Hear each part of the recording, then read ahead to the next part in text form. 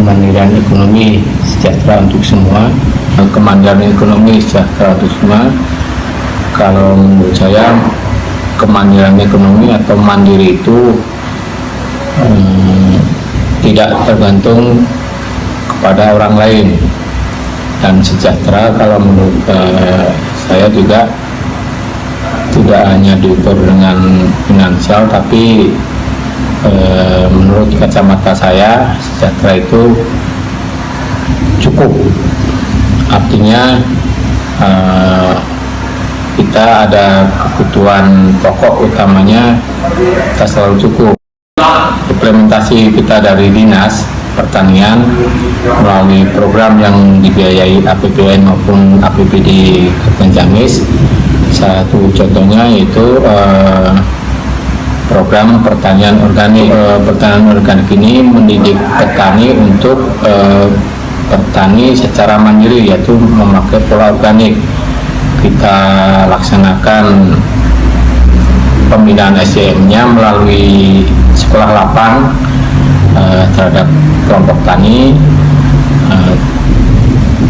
penggunaan dan pestisida organik juga atau pestisida nabati kita tekankan di sini. Artinya apa? Itu untuk kemandirian di sini salah satunya petani sudah tidak tergantung lagi terhadap pupuk kimia atau mungkin di sini pupuk subsidi gitu ya. Karena memang dari tahun ke tahun pupuk subsidi ini selain alokasinya tidak mencukupi, harganya pun naik. Di awal Januari tahun kemarin pun hampir semua jenis pupuk yang disubsidi oleh pemerintah harganya naik di kisaran Rp300 per kilogram. Itu petani kalau belum terbiasa dengan organik pasti akan merasa menjerit, karena dengan harga pupuk yang naik ini. Selain itu juga kita di sini juga ada namanya program P2L atau Pekarangan Pangan Lestari.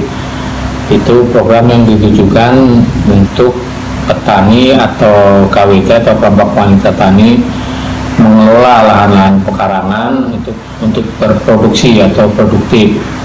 Itu untuk pengelolaan P2L ini salah satunya tanaman-tanaman sayuran, tanaman obat maupun yang lainnya.